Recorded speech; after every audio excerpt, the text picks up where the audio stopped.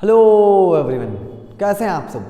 स्वागत है आप सबों का मेरे इस YouTube channel CV Raman academy पे।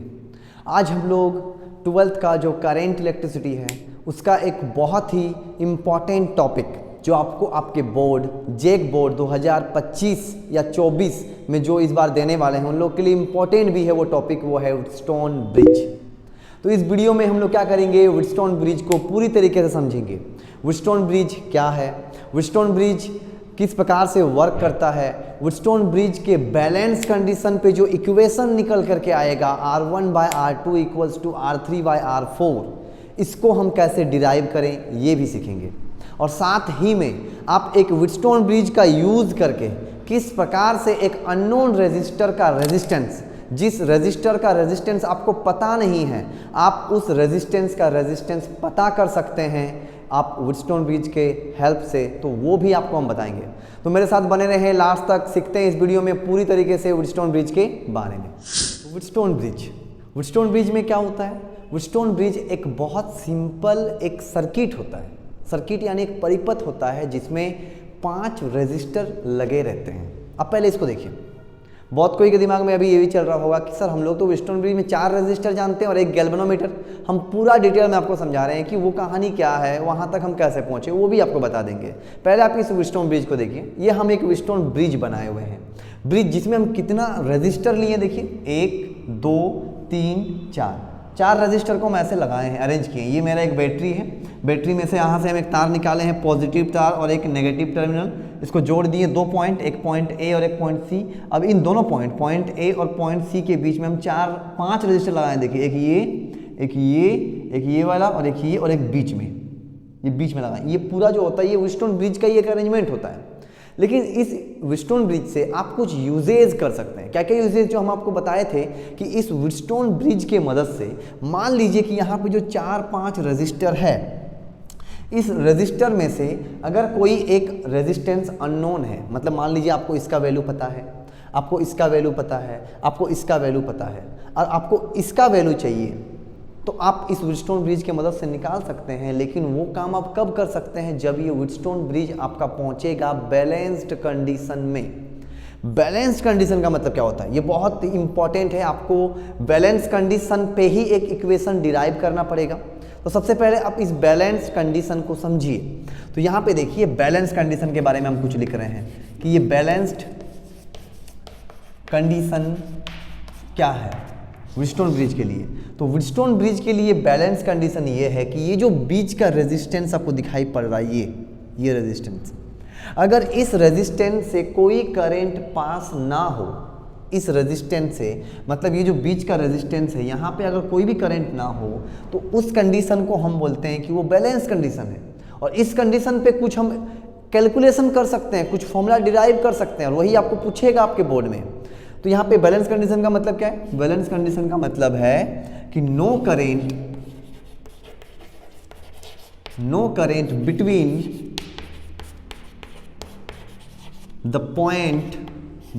पॉइंट्स, कौन सा पॉइंट है वो, पॉइंट बी एंड कौन सा पॉइंट है, पॉइंट डी। या फिर हम इसको बोल सकते हैं कि जो रेजिस्टेंस है आपका, no current inside, no current across the resistance, या फिर ऐसे भी आप लिख सकते हैं no current across the resistance R5। ये पूरा जो है इसको आप बैलेंस कंडीशन बोलते हैं। ऐसा होने पे होगा क्या, तो वैसा होने पे जो होगा वही आपको कैलकुलेट करना है। और उस कंडीशन में अगर आप इस वुडस्टोन ब्रिज का यूज़ करेंगे तो आप एक रेजिस्टर को निकालने में हेल्प मतलब यूज़ कर सकते हैं इसको। जैसे मान लीजिए आप एक मार्केट से खरीद के लाए हैं एक रेजिस्टेंस, आपको नहीं पता कि ये रेजिस्टेंस कितने ओम का है। आप इस वुडस्टोन ब्रिज का बैलेंस कंडीशन तक पहुंच करके आप क्या कर सकते हैं, आप ये पता कर सकते हैं कि इस रजिस्टर का रेजिस्टेंस क्या होगा। तो सबसे पहले बताइए कि बैलेंस कंडीशन बोलता है कि इस वुडस्टोन ब्रिज में इस वाले रेजिस्टेंस से करंट नहीं जाना चाहिए। अब यहाँ पे देखिए आपने कनेक्ट करा है बैटरी। अब इस बैटरी से देख अगर पाइएगा आप तो यहाँ से जाएगा करंट, यहाँ पे एक पॉइंट है, इस पॉइंट से करंट डिवाइड हो जाएगा। हम दिखाए भी हैं, यहाँ पे एक करंट गया है I1, यहाँ पे एक करंट गया है आपका I2। अब ये देखिए I1 करंट पहुँचेगा पॉइंट बी तक। अब इस पॉइंट बी में 2 डिवाइड है, यहाँ पे भी करंट डिवाइड होना चाहिए, एक इधर और एक इधर। लेकिन हम क्या बोल रहे हैं कि अगर बैलेंस कंडीशन होगा तो बैलेंस कंडीशन पे यहाँ पे कोई भी करंट नहीं जाएगा, मतलब मान के चलेंगे कि ये सर्किट कनेक्ट ही नहीं है, ऐसा है। तो ऐसा कैसे पता होगा आपको, कैसे आप जान पाओगे कि इधर कोई भी करंट नहीं फ्लो होगा? तो उसके लिए हम क्या करते हैं, यहाँ पे रेजिस्टेंस ना लगा करके हम यहाँ पे लगा देते हैं एक डिवाइस, और उस डिवाइस का नाम क्या होता है, गैल्वेनोमीटर। यहाँ पे हम लगा देते हैं एक डिवाइस गैल्वेनोमीटर, और गैल्वेनोमीटर एक ऐसा सेंसिटिव डिवाइस होता है जो स्मॉल, वेरी स्मॉल करंट को क्या कर लेता है, डिटेक्ट कर लेता है। मतलब अगर इस वायर में से आपका मिली एम्पियर करंट भी जाएगा, 1 एम्पियर नहीं, मिली एम्पियर, बहुत छोटा करंट भी जाएगा, तब भी ये गैल्वेनोमीटर आपको ये जानकारी देगा कि यहाँ से करंट फ्लो हो रहा है, और अभी आप बैलेंस कंडीशन तक नहीं पहुँचे हैं। आप बैलेंस कंडीशन तक तभी पहुँच पाओगे जब गैल्वेनोमीटर में एक कांटा रहता है, एक नीडल रहता है, उस नीडल का हिलना बंद हो जाए। वो जब तक आपका डिफ्लेक्ट करेगा तब तक यहाँ पे करंट फ्लो होगा, और आप व्हीटस्टोन ब्रिज के बैलेंस कंडीशन तक नहीं पहुँचोगे। तो पहला आपको यहाँ तक क्लियर हुआ कि व्हीटस्टोन ब्रिज में ऐसा अरेंजमेंट क्यों दिखाया जाता है, आपको 4 रेजिस्टर दिखाया जाता है और एक बीच में दिखाया जाता है गैल्वेनोमीटर। इसको लगाने का एक ही मकसद है कि वहाँ से आपको ये पता चले कि यहाँ पे कोई भी करंट फ्लो नहीं हो रहा है। अब यहाँ पे अगर मान के चलते हैं कि इधर कोई करंट नहीं है, तो आप इस फिगर को देखें, उस कंडीशन पे आप क्या कर पाओगे, ध्यान से देखिएगा। मान लेते हैं ये गया आपका वायर, यहाँ से करंट गया I1। अब ये I1 करंट इधर तो नहीं जाएगा, मतलब पूरा इधर ही पार हो जाएगा, मतलब इधर भी कौन सा करंट जाएगा आपका I1। जो करंट गया वो इधर चला गया पूरी, इधर पे तो कोई करंट नहीं है। अब यहाँ पे आप देखोगे इधर से जा रहा I2, ये I2 करंट भी इधर नहीं जाएगा, वो सीधा पार हो जाएगा इधर, कितना करंट जाएगा, पूरा I2 चल जाएगा, और दोनों मिला करके यहाँ और यहाँ से ऐसे पार फ्लो होगा करंट इस प्रकार से। ये फिगर सबको समझ में आया? इधर कोई भी करंट नहीं है, गैल्वेनोमीटर में कोई भी करंट नहीं है। हम ये मान रहे हैं, हम ये एज्यूम कर रहे हैं, हम ये जान रहे हैं कि यहाँ पे बैलेंस कंडीशन जो होता है उसमें कोई भी करंट नहीं जाता है। तो नहीं जाने पे एक फॉर्मूला डिराइव होगा, कौन सा, R1 divided by R2 equals to R3 divided by R4। इस इक्वेशन को आप डिराइव आप कर सकते हैं इस कंडीशन पे। और वहाँ पे आप ये जो क्वेश्चन आपको बताए थे कि जिस रेजिस्टेंस का रेजिस्टेंस नहीं पता उसको भी आप पता कर सकते हैं। तो सबसे पहले काम करते हैं यहाँ पे, अब उसको करते हैं हम लोग कि बैलेंस कंडीशन पे हम उस इक्वेशन को डिराइव करते हैं। सबसे पहले चलिए आपको ये सिखा देते हैं, इक्वेशन को डिराइव करने से पहले आपको ये सिखा देते हैं कि आप किस प्रकार से रेजिस्टेंस को मेजर कर सकते हैं with the help of Wheatstone bridge. चलिए आपको क्या बोले हम कि अगर ये गैल्वेनोमीटर में कोई करंट नहीं जाएगा तो ये बैलेंस कंडीशन में पहुंचेगा, और बैलेंस कंडीशन का इक्वेशन आपका ये वाला आएगा। हम इसको ये प्रूव कर देंगे, अभी आपको समझा दे रहे हैं कि आप यूज़ कैसे करोगे। R1 by R2 equals to R3 by R4 ये आएगा, ये इक्वेशन को हम डिराइव कर देंगे अभी आपको। पहले आप समझ लीजिए कि आप यूज़ कैसे करोगे। तो सबसे पहले व्हीटस्टोन ब्रिज में करना क्या होगा, मान लीजिए कि आप व्हीटस्टोन ब्रिज घर में बनाना चाहते हैं, तो आप क्या कर सकते हैं, सबसे पहले आप पहले ऐसे रेजिस्टेंस आप 2 ठो लाइए जिसका रेजिस्टेंस आपको पहले से पता है। हम मान लेते हैं कि इस फिगर में हम ऐसे सजाएंगे रजिस्टर को, और मेरे को R1 पता है कि R1 मेरा 2 ओम का है, मेरे को R3 पता है कि R3 मेरा जो है वो मेरा कितना है, या फिर मेरा ये पता है मेरे को, R2 पता है मान लीजिए, R2 मेरे को पता है मान लीजिए 4 ओम, R2 मेरे को 4 ओम पता है, और मेरे को R3 जो है, R3 मेरे को नहीं पता, ये मान लीजिए मेरा अननोन है, ये मेरा अननोन है, ये मेरे को नहीं पता। और ये जो R4 है ये मेरा वेरिएबल रेजिस्टेंस है। ये क्या है, मेरा वेरिएबल रेजिस्टेंस, मतलब हम समझा रहे हैं वेरिएबल रेजिस्टेंस का मतलब क्या होता है। वेरिएबल रेजिस्टेंस मतलब आप उसके रेजिस्टेंस को वेरी कर सकते हैं, चेंज कर सकते हैं अपने हिसाब से। आपको अगर इस रेजिस्टेंस का रेजिस्टेंस 1 ओम रखना है तो आप उस नीडल को 1 ओम तक पहुंचा दीजिए, उसका रेजिस्टेंस 1 ओम हो जाएगा। अगर आपको 8 ओम रखना है तो आप उसको वेरी करके 8 तक पहुंचा सकते हैं। ये एक स्पेशल रेजिस्टेंस होता है जिसको आपको लगाना पड़ेगा इस जगह में। उसके बाद मान लीजिए कि आपको इसका रेजिस्टेंस पता करना है, आप कर सकते हैं। कैसे, अब मान लीजिए कि ये तो आपको पता है कि 2 ओम का है, ये कितना पता है, ये आपको 4 ओम का है। अब मान लीजिए कि आपने इस रेजिस्टेंस को, अब सबसे पहले करना क्या है, देखिए चारों रेजिस्टेंस आप ऐसे लगाओगे। अब आपको देखना है कि गैल्वेनोमीटर में आपका डिफ्लेक्शन दे रहा है कि नहीं। अगर गैल्वेनोमीटर डिफ्लेक्शन दे रहा है तो आपको इस रेजिस्टेंस को वेरी करना पड़ेगा। आप इसको ऐसे वेरी करोगे, चेंज करोगे, जहाँ पे इस गैल्वेनोमीटर का कांटा रुक जाएगा, जिस जगह पे, उस जगह पे आप देख लो कि यहाँ पे रेजिस्टेंस कितना है। तो मान लीजिए कि आप जब इसको चेंज कर रहे थे, इस रेजिस्टेंस का जब आप रेजिस्टेंस चेंज कर रहे थे, वो मान लीजिए कि वो आपका 8 ओम पे गैल्वेनोमीटर कोई डिफ्लेक्शन नहीं दिखाया। कितना ओम पे नहीं दिखाया? 8 ओम पे। मतलब आप उसके कांटा को, उसके नीडल को 8 ओम तक जब पहुंचा दिए तो ये गैल्वेनोमीटर हिलना बंद कर दिया। ऐसा आप अभी एज्यूम करने आपको बोल रहे हैं, मान लीजिए ऐसा हुआ। उस समय आप ये फट से बोल सकते हैं कि इसका जो रेजिस्टेंस होगा ये वाला का, वो कितना होना चाहिए। तो इस फॉर्मूला का यूज़ कर लीजिए आप। R1/R2 कितना है? R1 2 है, R2 कितना है? 4 है। मतलब कितना हो जाएगा? 2/4 यानी 1/2 आएगा। अब ये बराबर होना चाहिए इसके साथ। अब अगर नीचे वाला 8 है तो ये बताइए कि ये कितना होगा कि 1/2 के बराबर होगा। तो आप बोल दीजिएगा आराम से कि कितना होना चाहिए? ये होना चाहिए 4। तब ना आप 4 को काट दोगे 8 से तो 1/2, दोनों ही बराबर हो जाएगा R1/2। मतलब आप ये पता कर दिए बिना जाने कि ये कितना ओम का है? 4 ओम का है। इस टाइप से। अब बात ये हुआ कि इस इक्वेशन तक पहुँचे कैसे। क्या आपको ये पूरा समझ में आया कि आप कैसे अननोन को फाइंड करोगे? बहुत सिंपल था। 2 रेजिस्टेंस आप पहले से जाने हुए रहना पड़ेगा आपको। एक अभी हम आपको बताएं कि ये 2 ओम का है, ये 4 ओम का है। फिर एक वेरिएबल लेना पड़ेगा और इसको लगाना पड़ेगा। इसको आपको नहीं पता तो यहाँ पे इस वेरिएबल रेजिस्टेंस का रेजिस्टेंस आपको सेट करना पड़ेगा।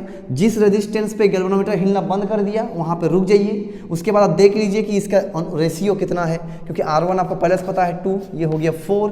ये अगर 8 आया तो ऑब्वियसली बात है ये आपका कितना आएगा? 4 आएगा। तब जाकर 2/4 1/2, 4/8 1/2। क्लियर हुआ? इस टाइप से करना होगा। लेकिन अब क्या होता है कि अब इसको हम डिराइव करते हैं। तो चलिए अब क्या करते हैं, अब जो वैलेंस कंडीशन है व्हीटस्टोन ब्रिज का, उसका हम लोग एक्सप्रेशन को डिराइव कर लेते हैं। वो एक्सप्रेशन बहुत इंपॉर्टेंट है, आपको अभी बताया हम कि उस एक्सप्रेशन से हम अननोन रेजिस्टेंस निकाल सकते हैं। R1/R2 = R3/R4। तो चलिए अब इसको डिराइव करते हैं। उसके लिए सबसे पहले अब मेरे को ये बताइए कि आप लोगों को ये पता है कि 2 पॉइंट मान लीजिए, एक पॉइंट A एक पॉइंट B। अब यहाँ पे करंट कब फ्लो करेगा? जब इन दोनों पॉइंट्स के बीच में होगा पोटेंशियल डिफरेंस। ओम्स का नियम आप पढ़े होंगे कि potential difference is directly proportional to the current. मतलब 2 पॉइंट के बीच में पोटेंशियल का डिफरेंस होगा तभी जाकर के करंट वहाँ फ्लो कर सकता है, अदरवाइज नहीं कर सकता। तो ये माइंड में आप रखोगे तो ये आपको प्रूव करने में बहुत ही आसानी होगा। तो चलिए अब यहाँ पे आप देखिएगा, इस जगह को देखिए सबसे पहले कि यहाँ पे आप देख रहे हैं कि यहाँ से बैटरी से करंट आ रहा है I। अब ये करंट बट रहा है इस जंक्शन में, इस पॉइंट में, पॉइंट A से इधर डिवाइड हुआ, एक करंट I1, ये करंट I2।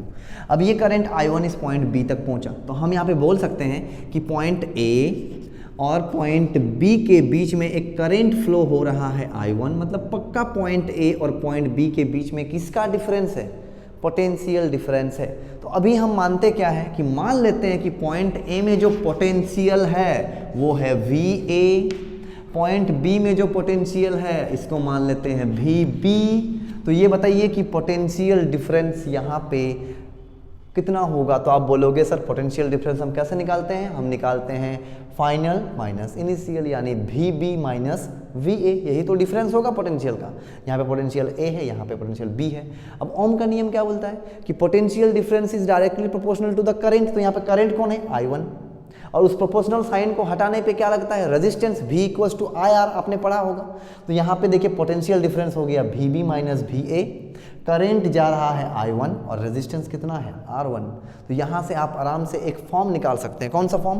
तो आप यहाँ पे आपको दिखा रहे हैं, यहाँ पे दिखा रहे हैं कि यहाँ पे कौन सा फॉर्म निकलेगा कि अगर हम बात करेंगे at point A and B पे, अगर हम पॉइंट A एंड B पे बात करेंगे तो पोटेंशियल डिफरेंस कितना होगा? VB minus VA = potential difference Ohm's का नियम सब पढ़े हम लोग कि V = क्या होता है? IR। तो पोटेंशियल डिफरेंस यहाँ पे ये है VB माइनस VA। I कितना है? तो I आप देखोगे I कितना है? I1। और R कितना है? R, तो R है आपका R1। ये वाला फॉर्म यहाँ पे हम यूज़ कर रहे हैं, यहाँ पे ऐसा लिख सकते हैं। चलिए इसको इक्वेशन 1 मान लेते हैं। अब बताइए क्या इधर करंट फ्लो कर रहा है क्या? इधर? तो आप बोलोगे सर नहीं, यहाँ पे तो करंट फ्लो नहीं कर रहा, क्योंकि हम ये कैलकुलेशन किस पे कर रहे हैं? बैलेंस कंडीशन पे। तो थोड़ा कॉमन सेंस आप लगाइए तो कि यहाँ पे करंट अगर फ्लो नहीं कर रहा है तो कौन कौन सा पॉइंट है वो? ये पॉइंट B है और पॉइंट D है। पॉइंट B और पॉइंट D के बीच में करंट ना फ्लो करने का मतलब क्या है? कि वहाँ पे पोटेंशियल डिफरेंस नहीं है। अगर पोटेंशियल डिफरेंस होता कहाँ पे? पॉइंट B और पॉइंट D में, तो पक्का आपका क्या फ्लो करता? आपका फ्लो करता करंट। जबकि यहाँ करंट फ्लो नहीं हो रहा है, मतलब जो पोटेंशियल डिफरेंस VB, यहाँ का जो पोटेंशियल है और यहाँ का जो पोटेंशियल है वो दोनों ही क्या है? सेम है। तो यहाँ पे अगर पोटेंशियल मान लीजिए VB है तो यहाँ पे पोटेंशियल कितना होगा, यहाँ पे पोटेंशियल डिफरेंस आपका मान लेते हैं कि ये VD है, मान लेते हैं VD है। अभी बताइए यहाँ पे तो करंट फ्लो नहीं हो रहा है, थोड़ा आपको बताने के लिए बता रहे हैं, वैसे या ऐसे दिखाने के लिए कि पोटेंशियल डिफरेंस कितना होगा, तो आप बोलोगे सर पोटेंशियल डिफरेंस होगा VD माइनस VB।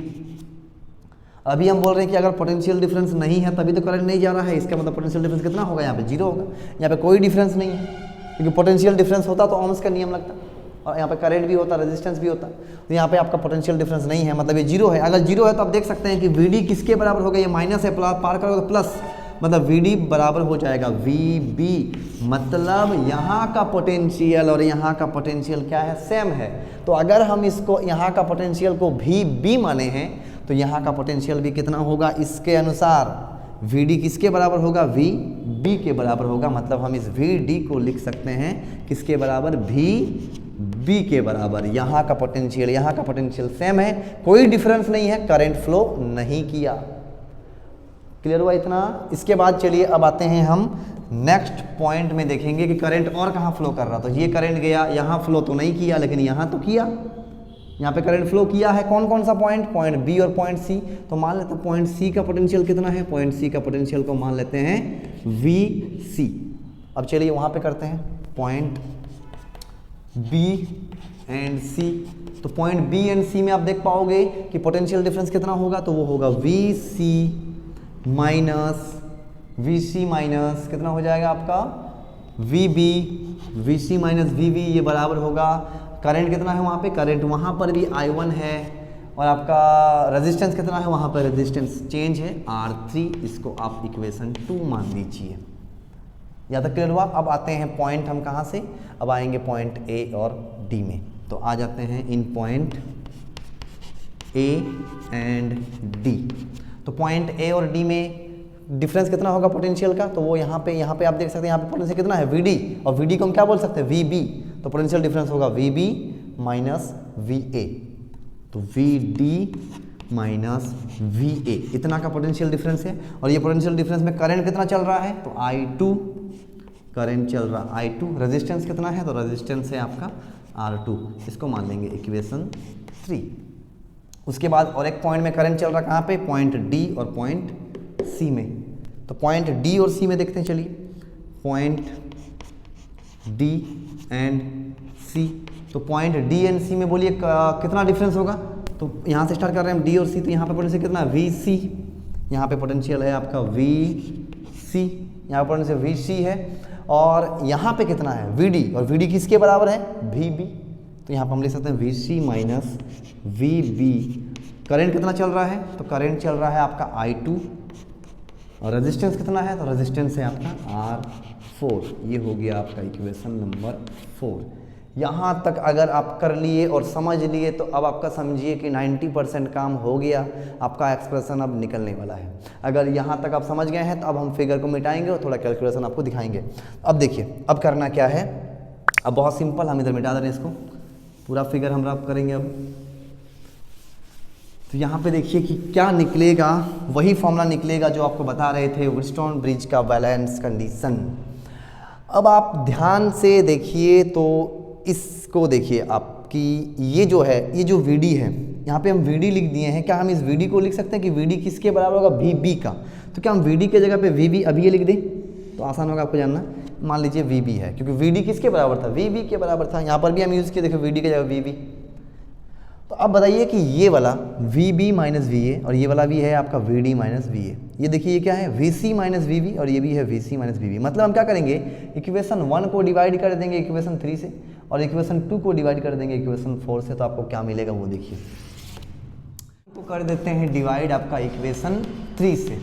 तो चलिए 1 को डिवाइड करेंगे तो लेफ्ट से डिवाइड होगा। तो लेफ्ट में आप देख सकते हैं VA minus VB minus VA, और यहाँ पर भी है VB माइनस VA, दोनों सेम है तो कट जाएगा, 1 बाई 1 होगा। यहाँ पे होगा 1 बाई 1, और राइट को राइट से, तो राइट में यहाँ पे क्या है I1 R1, यहाँ पे है आपका I1 R1, और यहाँ पे क्या है आपका, तो यहाँ पे है आपका I2 R2, इधर आपका लेफ्ट में है I2 R2। तो यहाँ से क्या होगा, यहाँ से आप ये लिख सकते हैं, देखिए ध्यान से देखिएगा, ये I2 है, ये चीज़ इसको 1 से इंटू, ये ऐसे इंटू होगा ये, और ये I1 इंटू होगा इस 1 से। तो क्या होगा ध्यान से देखिएगा, तो यहाँ पे आपका आएगा I2 चला जाएगा ऊपर, I1 आ जाएगा नीचे, I1 आ जाएगा आपका नीचे, तो यहाँ पे क्या बचेगा, यहाँ पे बचेगा आपका R1 और यहाँ पे क्या बचेगा, तो यहाँ पे बच जाएगा आपका R2। ठीक है, अब इसके बाद आप क्या करोगे, तो इसके बाद आप कर दो डिवाइड, इसको कर दो, इक्वेशन 2 को डिवाइड कर दीजिए आप इक्वेशन 4 से, तो ये भी लेफ्ट लेफ्ट से होगा, तो VC minus VB, VC minus BB दोनों सेम है, 1 बाई 1 इसमें भी हम डिवाइड कर देते हैं, 2 को डिवाइड कर देते हैं इक्वेशन 4 से, तो यहाँ से मिलेगा लेफ्ट में हमको 1 बाई 1, दोनों सेम है इसलिए 1 बाई 1, और राइट में क्या मिलेगा I1 R3 और यहाँ मिलेगा I2 R4, यहाँ मिल जाएगा आपको I1 R3 और यहाँ मिल जाएगा आपको I2 R4, इसको भी ऐसे करेंगे, इसको यहाँ इनटू कर देंगे, इसको यहाँ मतलब I2 चल जाएगा ऊपर, I1 आ जाएगा नीचे, तो ये बन जाएगा आपका कुछ I2 by I1 equals to R3 by R4। अब इन दोनों को कंपेयर करिए, अगर लेफ्ट लेफ्ट बराबर है तो राइट राइट क्या हो जाएगा आपका, बराबर हो जाएगा, यानी क्या हो जाएगा, इन दोनों इक्वेशन को मिला करके आप इसको इक्वेशन मान लीजिए, इसको इक्वेशन 5, इसको इक्वेशन 6 मान लीजिए, 5 6, और दोनों इक्वेशन को कंपेयर कर दीजिए 5 को 6 को, तो आपको यहाँ पे मिल जाएगा R1 by R2 equals to R3 by R4, जो इक्वेशन था आपका बैलेंस कंडीशन का, इसका यूज करके आप अननोन रेजिस्टेंस निकाल सकते हैं, एक वेरिएबल ले लेना है और 2 नॉन रेजिस्टेंस लेना है।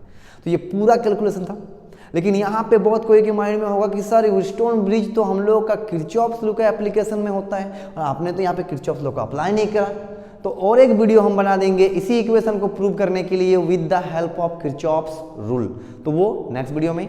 आज आप लोग इसको कर लीजिए, आप ये भी लिखोगे तो गलत नहीं होगा आपके बोर्ड में। आप अगर किरचॉफ्स रूल का यूज़ करना चाहते हैं, उसको यूज़ करके आप निकालना चाहते हैं, तो वो भी आपको एक अलग से वीडियो में हम बता देंगे। तो मिलते हैं आपके साथ नेक्स्ट वीडियो पे।